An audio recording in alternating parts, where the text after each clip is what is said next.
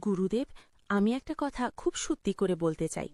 মানুষ বলে ভালোবাসা জীবনের সবচেয়ে সুন্দর অনুভূতি, কিন্তু আমার মনে হয় ভালোবাসাই জীবনের সবচেয়ে বড় কষ্টের কারণ। ভালোবাসলেই ভয় আসে, হারানোর ভয়। ভালোবাসলেই সন্দেহ আসে, দখল করার ইচ্ছে আসে। ভালোবাসলেই মানুষ বদলে যায়। তাহলে ঈশ্বর কেন এমন এক জিনিস সৃষ্টি করলেন যেটা মানুষকে এতটা কাঁদায়? মা, তুমি যে প্রশ্ন করছো, এই প্রশ্নটাই আসলে মানুষের আত্মার ডাক। ভগবদ্গীতার জন্মই হয়েছিল এই প্রশ্ন থেকেই।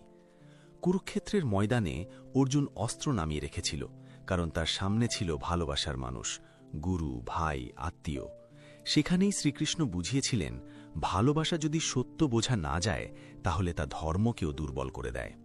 তাহলে কি ভালোবাসা দুর্বলতা? না, ভালোবাসা দুর্বলতা নয়, কিন্তু অজ্ঞান থেকে জন্ম নেওয়া ভালোবাসা বন্ধন, আর জ্ঞান থেকে জন্ম নেওয়া ভালোবাসা মুক্তি। গীতায় কৃষ্ণ বলেন, আবিদ্যা কর্ম সংজ্ঞা আন্যা। অজ্ঞান থেকেই কর্ম, আসক্তি আর বন্ধন জন্ম নেয়। গুরুদেব, তাহলে ঈশ্বর কেন আমাদের এমন অজ্ঞান নিয়ে সৃষ্টি করলেন? কারণ জ্ঞান পাওয়ার পথ অজ্ঞান দিয়েই শুরু হয়।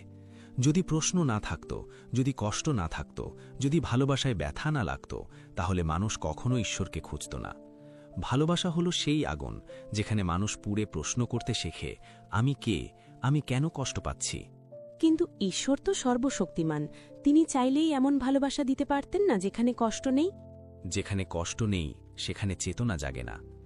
গীতায় কৃষ্ণ বলেন, দুঃখেশ অনুদ্বিগ্ন বলাহ, সুখে সুবিগত স্পৃহা। যিনি দুঃখে বিচলিত হন না, সুখে আসক্ত হন না, তিনিই স্থিতপ্রজ্ঞ। এই অবস্থায় পৌঁছানোর জন্যই মানুষকে ভালোবাসার মধ্য দিয়ে যেতে হয়। তাহলে ভালোবাসা একটা পথ? হ্যাঁ, ভালোবাসা হলো আত্মার শিক্ষাপথ। মানুষ প্রথমে ভালোবাসে নিজের জন্য, তারপর কষ্ট পায়, তারপর প্রশ্ন করে, তারপর বুঝতে শেখে, তারপর ধীরে ধীরে ভালোবাসা বদলে যায়। এই পরিবর্তনটাই ঈশ্বর চেয়েছিলেন।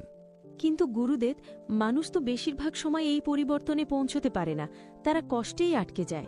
কারণ তারা ভালোবাসাকে শেষ গন্তব্য মনে করে, পথ মনে করে না। গীতায় বলা হয়েছে, কর্মণ্যেবাধিকা রস্পে মা ফলে সুকদাচনা। মানুষ ভালোবাসায় ফল চায়, প্রতিদান, নিশ্চয়তা, স্থায়িত্ব।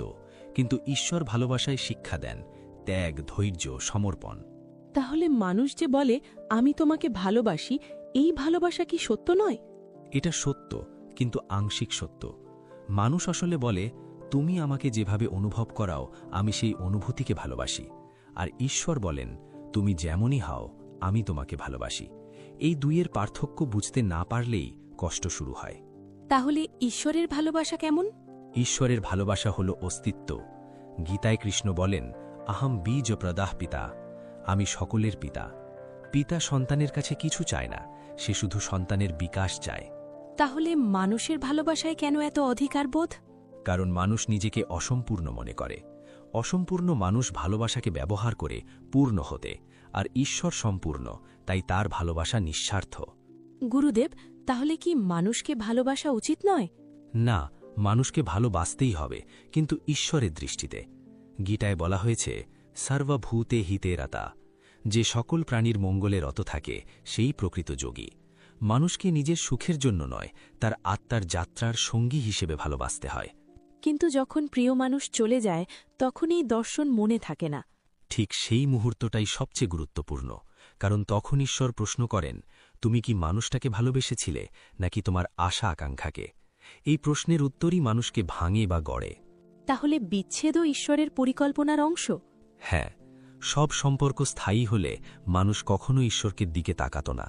কিছু সম্পর্ক আসে আমাদের জাগাতে, কিছু আসে আমাদের ভাঙতে, কিছু আসে আমাদের বদলাতে।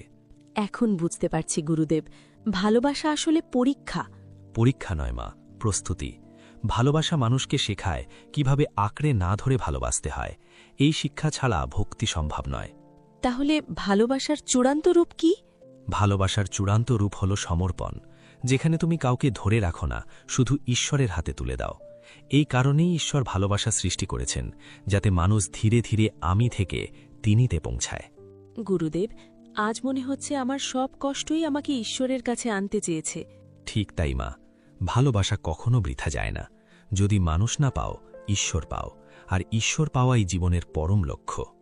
গুরুদেব, ভালোবাসা সমান রয়, কিছু ভালোবাসা আমাদের ভেঙে দেয়, কিছু ভালোবাসা আমাদের বদলে দেয়, কিন্তু বাস্তবে তো আমরা বুঝতেই পারি না কোনটা আসক্তি আর কোনটা ভক্তি। ভালোবাসার সময় তো সব একরকমই মনে হয়। এই না বুঝতে পারাটাই মানুষের সবচেয়ে বড় অজ্ঞান। ভগবদ্গীতায় শ্রীকৃষ্ণ খুব স্পষ্ট করে বলেন, ধ্যাতো বিষয়ান পুংসা সঙ্গস্তেষুপুপজায়াতে। মানুষ যখন কাউকে বা কিছুকে ভাবতে ভাবতে নিজের সুখের কেন্দ্র বানায়, তখন সেখান থেকেই আসক্তি জন্ম নেয়, ভক্তি সেখানে জন্মায় না। তাহলে আসক্তি আর ভক্তির মূল পার্থক্য কি? আসক্তি বলে তুমি আমাকে যেমন চাই তেমনই থাকতে হবে, ভক্তি বলে তুমি যেমন আছো তেমনই তুমি ঈশ্বরের। আসক্তিতে ভয় থাকে, ভক্তিতে ভরসা থাকে। আসক্তিতে দখল থাকে, ভক্তিতে সমর্পণ থাকে। কিন্তু গুরুদেব, আমরা তো ভালোবাসলে স্বাভাবিকভাবেই চাই সেই মানুষটা আমাদের থাকুক। চাওয়াটা স্বাভাবিক, কিন্তু আঁকড়ে ধরাটা অজ্ঞান। গীতায় কৃষ্ণ বলেন, অনিত্যাম আসুখাম লোকাম। এই জগৎ অনিত্য। যে অনিত্যকে স্থায়ী করতে চায় সেই কষ্ট পায়। তাহলে কি ঈশ্বর ইচ্ছে করেই ভালোবাসাকে অনিত্য বানিয়েছেন? হ্যাঁ, কারণ অনিত্য না হলে মানুষ কখনো শাশ্বতকে খুঁজত না। যদি সব সম্পর্ক চিরস্থায়ী হতো, মানুষ ঈশ্বরকে ভুলে যেত। তাহলে যারা সম্পর্ক ভাঙার পর ঈশ্বরের দিকে আসে তারা দুর্বল? না মা, তারা জাগ্রত। ভাঙন হল ঈশ্বরের ডাক। গীতায় বলা হয়েছে, যদা যদা হি ধর্মস্য গ্লানির্ভবতি। যখন মানুষের জীবনে ধর্ম ভেঙে পড়ে, তখনই ঈশ্বর হস্তক্ষেপ করেন। তাহলে কি প্রতিটি বিচ্ছেদের পেছনে ঈশ্বরের ইচ্ছা থাকে? সব বিচ্ছেদের পেছনে নয়, কিন্তু প্রতিটি বিচ্ছেদে ঈশ্বরের সুযোগ থাকে। সুযোগ মানুষ কি কষ্টকে অভিযোগে বদলাবে না জ্ঞানে বদলাবে। গুরুদেব, যখন আমরা কাউকে ভালোবাসি তখন তাকে ছাড়া নিজেকে কল্পনাই করতে পারি না। এখানেই আসক্তি ধরা পড়ে, কারণ তুমি তখন নিজের অস্তিত্ব অন্যের ওপর রেখে দিচ্ছ। গীতায় কৃষ্ণ বলেন, উদ্ধারেদ আত্মানাম আত্মানাম। নিজেকে নিজেই উদ্ধার করো। যে নিজের অস্তিত্ব অন্যের হাতে দেয়, সে বন্ধনে পড়ে। তাহলে সত্যিকারের ভালোবাসা কেমন হওয়া উচিত? সত্যিকারের ভালোবাসা বলে, তুমি থাকো বা না থাকো, আমি ঈশ্বরের পথে থাকব। এই ভালোবাসাই ভক্তির দিকে নিয়ে যায়। কিন্তু গুরুদেব, এমন ভালোবাসা কি মানুষের পক্ষে সম্ভব? অসম্ভব নয়, কঠিন। এই কঠিন পথেই আত্মা পরিণত হয়। গীতায় কৃষ্ণ বলেন, অভ্যাসে না তু কাউন্তেয়া। চর্চার মাধ্যমেই মনকে স্থির করা যায়। তাহলে যারা বহুবার কষ্ট পায় তারাই কি বেশি প্রস্তুত? হ্যাঁ, কারণ প্রতিটি কষ্ট মানুষের অহংকার ভাঙে, আর অহংকার ভাঙলেই ভক্তি জন্মায়। গুরুদেব, মানুষ কেন ভালোবাসায় এত ঈর্ষা আর সন্দেহে ভোগে? কারণ সে ভালোবাসাকে মালিকানা বানায়। ভক্তি কখনো মালিকানা শেখায় না। ভক্তি শেখায় সবাই ঈশ্বরের, কেউ কারো নয়। তাহলে কি দাম্পত্য, পরিবার, সম্পর্ক সবই ত্যাগ করতে হবে? না, গীতার পথ ত্যাগ নয়, রূপান্তর। সংসারের মধ্যে থেকেও আসক্তি ছাড়া থাকা যায়, এইটাই কর্মযোগ। এখন বুঝতে পারছি গুরুদেব, ভালোবাসা আসলে আমাদের থামিয়ে রাখার জন্য নয়, এগিয়ে দেওয়ার জন্য। ঠিক তাই মা। যে ভালোবাসা তোমাকে ঈশ্বরের পথে বাধা দেয়, তা আসক্তি। যে ভালোবাসা তোমাকে আরও বিনয়ী, আরও সচেতন করে, তা ভক্তি। তাহলে ঈশ্বর ভালোবাসা সৃষ্টি করলেন কেন, এই প্রশ্নের চূড়ান্ত উত্তর কি? কারণ ভালোবাসা ছাড়া মানুষ কখনো ঈশ্বরের কাছে পৌঁছাতে পারত না। ভালোবাসা মানুষকে প্রথমে মানুষের কাছে নিয়ে যায়, তারপর মানুষ থেকে ঈশ্বরের দিকে ফিরিয়ে আনে। আজ মনে হচ্ছে আমার সব ভালোবাসাই আমাকে ধাপে ধাপে ঈশ্বরের দিকে এনেছে। ঠিক তাই মা। যে বোঝে সে কষ্টকে আশীর্বাদ বলে, আর যে বোঝে না সে কষ্টকে অভিশাপ বলে। প্রণাম গুরুদেব।